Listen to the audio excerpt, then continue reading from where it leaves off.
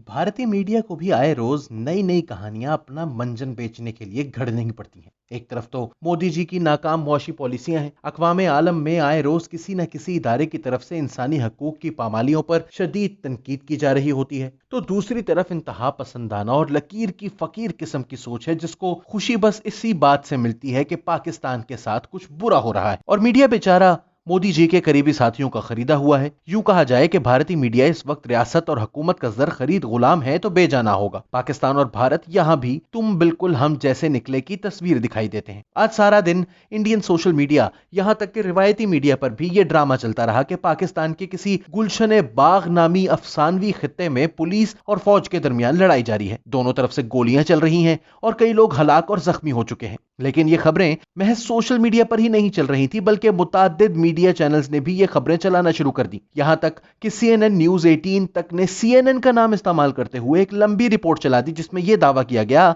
कि कराची में सिंध पुलिस और पाकिस्तानी फौज के दरमियान झगड़े हो रहे हैं और 22 पुलिस अफसरान, मुताद्दिद शहरी और 13 फौजी एहलकार इस तसादुम में अपनी जानें गंवा चुके हैं। Even in a country that has seen 4 military coups, the situation unfolding on the streets right now is simply unprecedented. In Karachi, the Sindh police has clashed with the Pakistani army after the kidnapping of the Sindh police chief. Yes, that happened.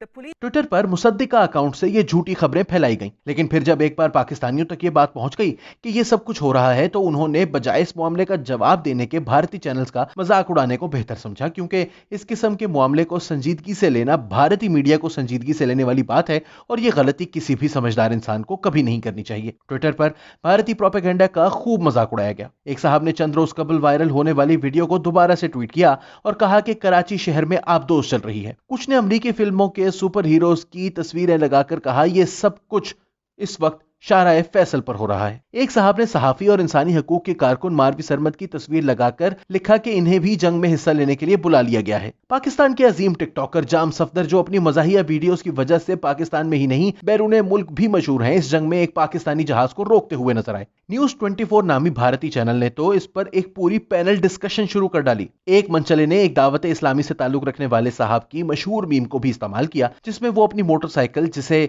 Social media पर अजराहे मजाक मदनी तैयारा कहा जाता है, पर हवा में उड़ रहे हैं और सामने से जंगी जहाज उड़ते हुए आ रहे हैं। यासिफ नामी एक साहब ने अभिनंदन के पकड़े जाने की वीडियो भी लगा दी और इसे कराची खाना जंगी का हिस्सा दिखाया। और हम मेजर अदनान समी को कैसे भूल सकते हैं। मजाक बरतरफ, मामला यह है कि पाकिस्तान हो या भारत, मीडिया का मकसद महज रेटिंग्स है और रियासती बयानिए के साथ खड़े रहकर अपने मफादात का तहफ्फुज़ है। जिस तरह पाकिस्तान में शाज ही कोई ऐसा चैनल मिलता है जिसके मालिकान का असल कारोबार खबर या अखबार हो, कोई तंबाकू वाला है, कोई स्कूल कॉलेज चलाता है, कोई सोने का कारोबार करता है, कोई घी बेचता है, तो किसी का अपना सॉफ्टवेयर हाउस है और तकरीबन सभी चैनल्स के मालिकान दरअसल अपने अपने कारोबारी मफादात के तहफ्फुज़ के लिए ही चैनल्स खोलकर बैठे हुए हैं। ये इन चैनल्स को ब्लैकमेलिंग के लिए भी इस्तेमाल करते हैं। मुक्तदिर हल्के इनको अपने साथ मिलाकर खेलते हैं। भारत का हाल भी ऐसा ही है। 2011 में शाया होने वाली अरुंधति रॉय की किताब ब्रोकन रिपब्लिक में वो तफसीलन बयान करती हैं कि किस तरह कम्युनिस्ट पार्टी ऑफ इंडिया को चंद बरस पहले मनमोहन सिंह ने बतौर वजीर आजम भारतीय पार्लियामेंट में बयान देते हुए भारतीय रियासत का दुश्मन नंबर 1 करार दिया, क्योंकि चंद बड़े बड़े कारोबारी अफराद इन जंगलात और पहाड़ों से मादनी दौलत निकालना चाहते थे जहां ये लोग बसे हुए थे।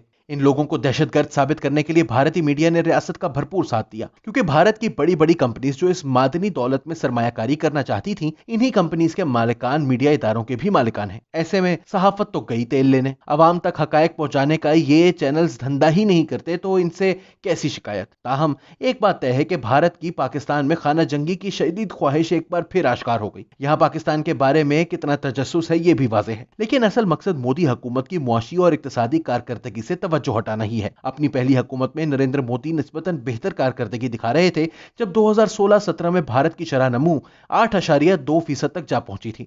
लेकिन जब से डीमोनेटाइजेशन के बाद से जीडीपी ग्रोथ में कमी आना शुरू हुई है, पाकिस्तान और मुस्लिम दुश्मनी में खौफनाक हद तक बढ़ती ही चली जा रही है और हुकूमत खुद इसे बढ़ाने में अपना किरदार अदा करती है, ताकि असल मसाइल की तरफ अवाम की तवज्जो ना जाए। जो पाकिस्तान से ध्यान हटाएंगे तो ही पूछेंगे कि 3 बरस में ग्रोथ 8.2% से 4.2% यानी तकरीबन आधी कैसे हो गई। ऐसा नहीं कि पाकिस्तान का मीडिया पारसा है, बल्कि यूं कहा जाए कि यह भारतीय मीडिया का एक मिरर इमेज है तो गलत ना होगा। जुलाई 2017 में पाकिस्तानी चैनल दुनिया न्यूज ने भी दावा कर डाला था कि चीनी फौज ने भारत पर रॉकेट मारकर इसके 158 फौजी हलाक कर डाले थे। बाद में खुद चीन के रियासती मीडिया को इस खबर की तरदीद करना पड़ी। फिर 2019 में जब भारत ने मकबूजा जम्मू और कश्मीर की खुसूसी हैसियत खत्म की तो भी दी न्यूज की एक खबर शाया हुई जिसके मुताबिक भारतीय रियासत नागालैंड ने भारत से आजादी का ऐलान कर डाला था।